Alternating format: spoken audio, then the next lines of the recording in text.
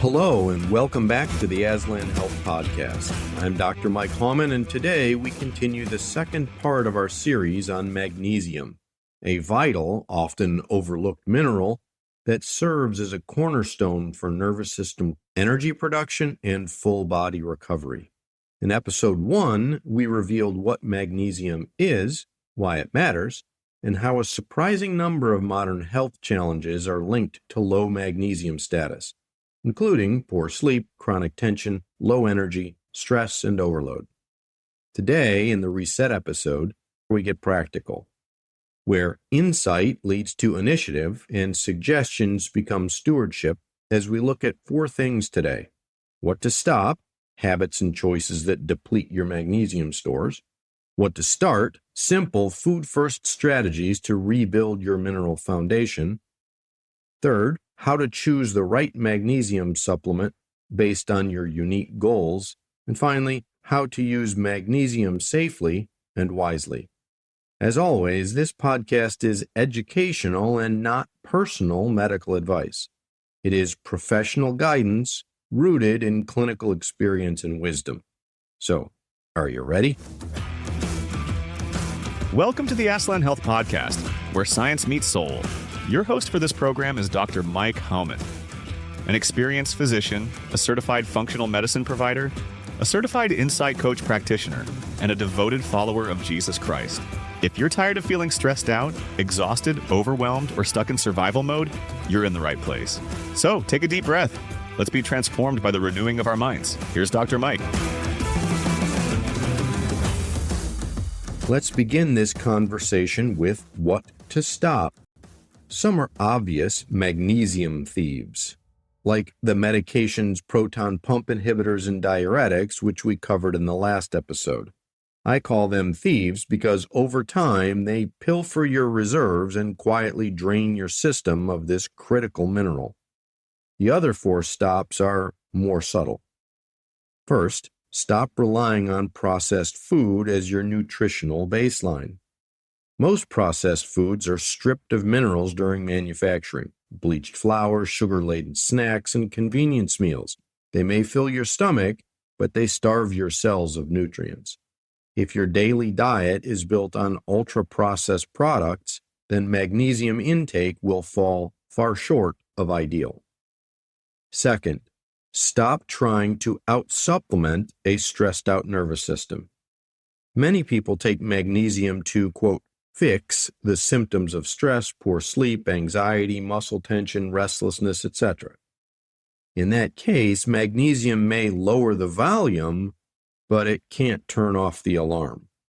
My friend, no supplement can replace what only rest, rhythm, redeemed relationship, and recovery can do for you. Magnesium is a tool, not a substitute. It supports the healthy lifestyle that you're building, but it can't build that house on its own. Number 3, stop believing that more is always better. It's a common trap. If 200 milligrams of magnesium helps, then just think 800 must be amazing, right? Not necessarily. Too much supplemental magnesium, especially in the wrong form, can lead to diarrhea, cramping, or nausea. And for those with impaired kidney function, excess magnesium can become dangerous. Wisdom here is found in balance. Number 4, stop stacking hidden sources unknowingly. This is a quiet but common issue. Let's say you take magnesium supplements, but you also drink mineral-infused water, and you consume magnesium-containing laxatives or antacids, and then you sprinkle electrolyte powder like, say, Liquid IV in your drinks. And then you take a sleep aid that includes magnesium at bedtime. Suddenly, you're consuming much more magnesium and other minerals than you realize. The answer here isn't fear, it's awareness. Turn the bottle around, read the label. Look for the amount of elemental magnesium in milligrams.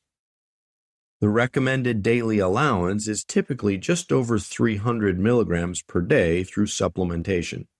Now, this does not include food sources. I find that most people with normal kidney function can tolerate up to 350 milligrams of magnesium a day from supplementation. Beyond that, loose stools, diarrhea, and abdominal cramping can become more common. So more isn't always better. Better balance is better. Now that you know what to stop, how do you start to reset and rebuild your magnesium foundation? Well, before we talk supplements, let's rebuild the base, and that starts with food. Food-based magnesium is safe, effective, and it's naturally paired with other cofactors that enhance its absorption. Here are 4 magnesium-forward practices to begin this week. First, start a magnesium-rich meal each day. Choose one meal and make it rich in magnesium-containing foods, like a large salad with spinach, avocado, pumpkin seeds, and black beans, or a brown rice bowl with edamame, roasted veggies, tahini, wild salmon, or a smoothie with leafy greens and almond butter and chia seeds. Greek yogurt with hemp seeds, almonds, and berries. Try it. You might like it. It's good food, and it's good for you. Second, start using seeds as seasoning. Pumpkin seeds, chia seeds, flax seeds. Small additions with big mineral content. Sprinkle them over your breakfast, toss them on a salad, blend them into a smoothie, or just eat them as a snack. Tiny changes in habit with a big mineral impact. Third, start hydrating like it matters. Hydration affects mineral balance. When you perspire or you're dehydrated, you lose electrolytes, including magnesium. Certain natural mineral waters contain magnesium, depending on the source. Just keep an eye on the sodium content if that's a concern for you as well. Otherwise, clean water, a dash of sea salt with a squeeze of lemon, and it's a simple way to enhance mineral support. Fourth, start seeing magnesium as a nervous system nutrition. This isn't just about managing symptoms like headaches or muscle cramps. It's also necessary to support your body's recovery from stress, to calm an excited brain and refresh your cells with a restorative night's sleep. It's too important to leave this to chance. God designed your body with needs and necessities for proper function. If diet alone is insufficient to resolve magnesium depletion, then supplementation with a quality product may be an excellent option for you. So, how do you choose the right magnesium? Well, I get that question all the time in the form of, there's so many kinds. Which magnesium should I take? Let's demystify the selection process together. Different forms of magnesium are bound to different molecules. This binding affects how they behave and what systems they support, or how well they're absorbed, or how they influence and impact your symptoms. I've created a downloadable document titled, Which Magnesium is Right for Me? You can find it in today's show notes. Print off a copy to help you through the magnesium maze if you remain uncertain about the options. These active forms are available through the Aslan Health Full Scripts dispensary for your convenience, of course. Let's review the most common forms of magnesium that you'll find available, along with my opinion on each form with a simple breakdown of goal and best use. So, first, magnesium glycinate. I find that it's best for sleep, for stress symptoms, for anxiety, and for muscle relaxation. It's bound to glycine, which is an amino acid, and that in and of itself has some calming properties of its own. I find that it's gentle on digestion, it's easily absorbed, and it's often best taken before bed. Next, magnesium citrate. I find that it's best for constipation, sluggish bowels, and GI motility issues. Remember it this way. When your gut is stuck on pause, mag citrate presses play. It's the form that's most likely to cause loose stools, and if that happens, just decrease the dose to find the right amount for you. Next, magnesium malate. I find that it's best for energy support and muscle soreness. Malate comes from malic acid, which supports mitochondrial energy pathways. This form is my preference for those with chronic fatigue syndrome or fibromyalgia type symptoms. Next, magnesium threonate. I find that it's best for brain support and cognitive focus. This form is designed to cross the blood-brain barrier to reach your brain tissues. It's slightly more expensive, but I find that it works best for improving mental focus and reducing brain fog. Next, magnesium taurate. Best for heart health and blood pressure support. It combines magnesium with the amino acid taurine. I consider this form to be more gentle and steadying for cardiac purposes. Next, magnesium oxide. This one's best for occasional constipation or for those on an extremely tight budget. It has high elemental magnesium, but very poor absorption. You'll find it's common in most over-the-counter products due to the lowest cost, but it's not ideal for replenishment because of the absorption issues, and it is also likely to cause some loose stool. Finally, magnesium sulfate, also known as Epsom salt. This one's best for muscle relaxation, for soaking, and bedtime wind-down routines. Some of it can be absorbed through the skin and promote full-body relaxation, but not great for repletion. You don't absorb enough. The trick here is to soak in warm water with 2 cups of Epsom salt for about 20 minutes just before bed for that relaxation effect. Now, obviously, you don't need to use every form of magnesium we discussed, and there are more. Several come in combination as well in chelated forms, like magnesium citrate malate, for example, is a common one. It's an excellent way to combine 2 forms into one product, and it can be quite useful for many people. I've included a link to my favorite products in today's show notes for your convenience as well. Just remember, you need the right form for the right goal.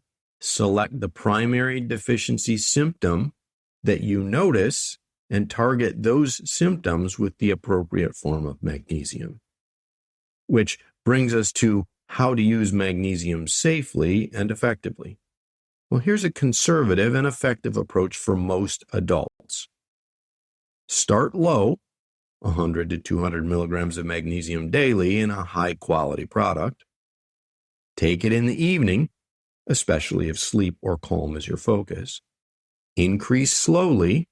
As long as you tolerate it, you can go up to 350 milligrams a day from supplementation. That's the upper limit. Watch for loose stools. That's your stop sign. If you get that, then reduce the dose slightly. Beware of interactions, especially if antibiotics or osteoporosis medications are on your list. And as always, consult your doctor, particularly if you have kidney disease or you're on any of the medications that I mentioned. Remember, the goal isn't to max out your magnesium.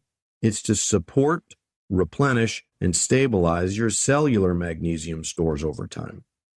So if you'd like a starting magnesium reset framework, here's what I suggest. Add 1 magnesium-rich meal per day, add in seeds daily for added mineral content, increase hydration with your electrolytes as needed, choose the right magnesium form, targeting your primary symptoms, begin with a small dose in the evening, track your improvements in sleep, mood, digestion, and muscle comfort, adjust slowly, titrating upward every few days as you monitor those symptoms. Remember, be patient. This is not a quick fix. It's repletion. It's restoring what's been lost to support your rhythm of renewal. With that in mind, I want to offer you a word of encouragement before we close the episode today. If you've been feeling exhausted, I don't mean just physically, but emotionally and spiritually, I want to remind you of something deeper. Jesus told his followers in Matthew 11:28 through 30, "Come to me, all you who labor and are heavy laden, and I will give you rest. Take my yoke upon you and learn from me, for I am gentle and lowly in heart, and you will find rest for your souls. For my yoke is easy, and my burden is light." Friend, good health is a gift of grace, but it does come with a stewardship responsibility. He does promise us rest for our weary souls as we come to Him and abide and truly rest. Supplements can certainly support your body, but only Christ can restore your soul. So please, don't approach magnesium repletion from a place of fear, because now you're informed and you know where to begin. Just as in so many areas of life, approach it as a steward. Start small, stay consistent, let your body, your cells, your muscle, your gut, your brain, your nerves, your heart begin to recover as they reset from magnesium deficiency. And then, with David, thank God that He formed you and knit you together, that you are fearfully and wonderfully made, and that His work is truly wonderful, even displayed in the tiny mineral magnesium. Now that's truly amazing, my friend. Next time, in our final magnesium episode, we'll bring all this together. We'll talk about how to personalize magnesium long-term, how to embed it into a lifestyle of resilience, how to pursue health from a place of peace, not pressure. So please, like, subscribe, and follow to stay connected and receive that next episode. Until then, if this program helped you, share it with someone that you care about. And if you're looking for professional-grade supplements or detailed protocols, take a look at the show notes for helpful links or visit www.aslanhealth.com. This is Dr. Mike Hauman from Aslan Health, serving Him by serving you. Grace and peace to you, my friend. Until next time.